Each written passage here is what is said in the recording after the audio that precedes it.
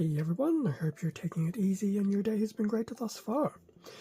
For this video, we'll be going through a continuation of the Imperium series with a retrospective on Imperium Issue 6, which has obviously been released, come and gone.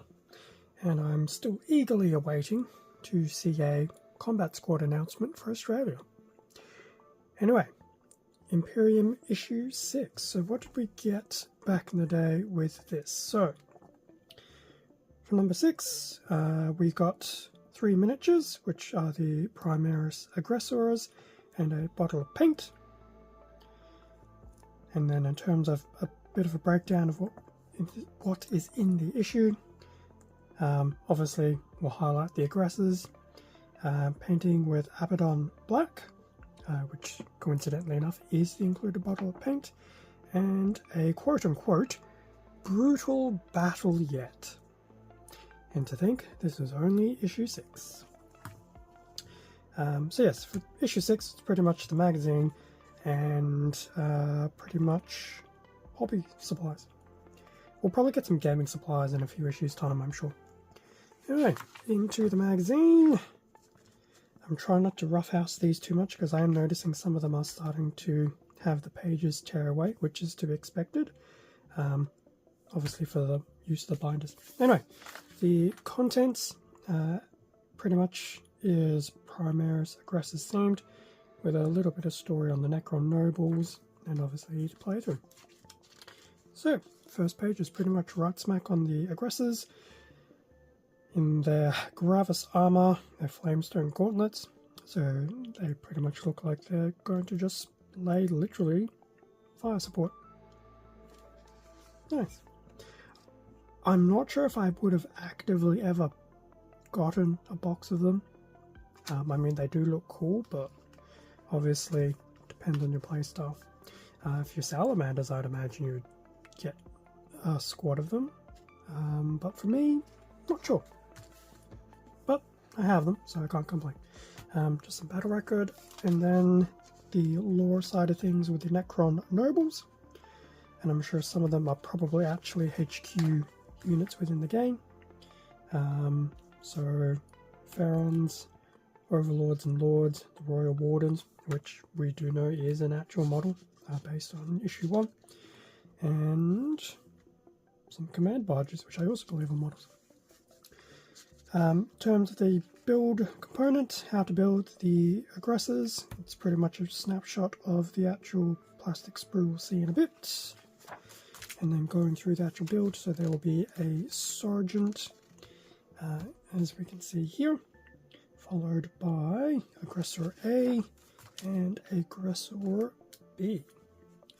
At some point in time, I probably will have to start following the actual instructions when snipping things out. As for the paint section, pretty much how to paint the Aggressor, so it's pretty much applying your McCrag blue base on top of what I dare say is probably a black primer. The blue does actually look really nice. Unfortunately, Ultramarines are not my thing.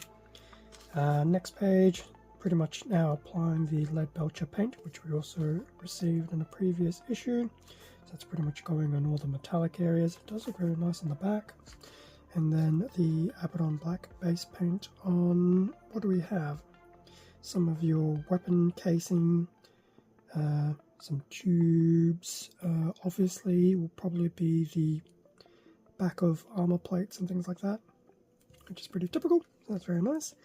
I have also noticed, random factoid, I've always called Abaddon black, but I love it when AI is used on shorts and they pronounce it as Abaddon. It's like a curious take, to say the least. Anyway, some of the other Space Marines that we got in previous issues using Abaddon black, the Primaris Lieutenant from issue 1, the Intercessors, which I think was issue 3, I think, and the Primaris Captain.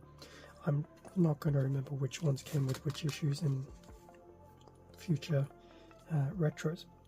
I was thinking probably around issue 10 I might do like a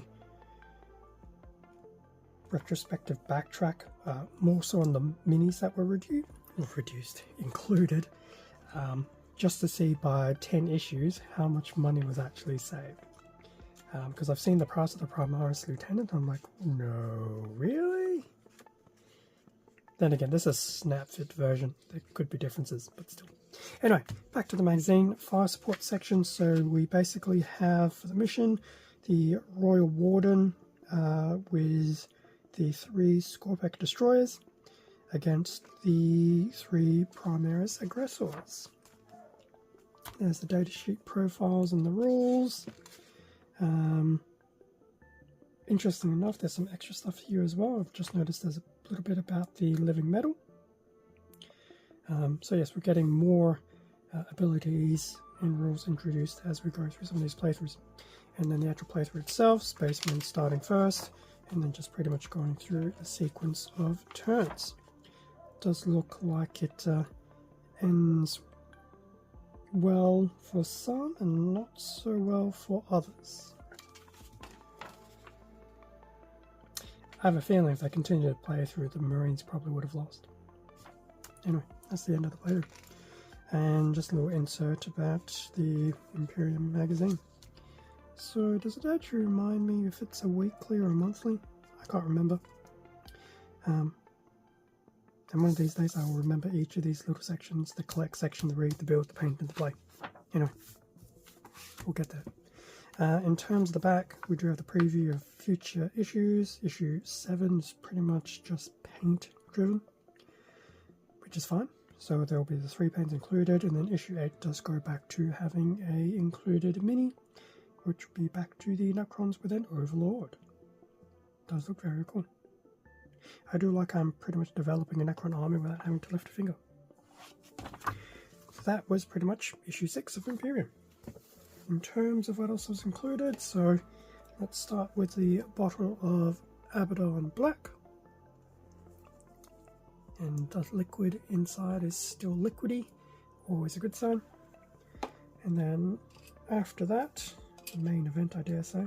I won't pull all 3 out, but we do get 3 bases, all pretty much with a pre-punched holes for your push fit of the minis to the base. Otherwise, here's the very nice grey runner with the 3 Aggressors. Which one is the sergeant, which one is the non-sergeants, I really don't know. Although, based on reading through the build instructions, the lower numbers should be the sergeant, the higher numbers will be A and B. So that's one side, and here is the other side. Now the thing that I'm very happy about is, if I can bring some up without banging anything. So here we have obviously the arms, the tubings, and more importantly, the shoulder pads, which thankfully are not emblazoned with the Ultramarine logo. Unlike the Intercessors, I'm pretty sure the Ultramarine logo is on that. Obviously a good thing, because if you're trying to just do a general codex chapter, that's one less thing to worry about shaving off. So I'm very happy with that. Does mean if I do decide to do the Blood Ravens, as I said, it's one less thing to worry about when I put them together. If I put them together, I'll probably put at least one together. Okay, so that pretty much brings us to the end of this little retrospective unbag and review of issue 6 of Imperium. It's obviously very nice that they, do this nice little sequential build on things, especially with the miniatures. And as I said, after 6 issues, I'm starting to develop a bit of an army on both sides.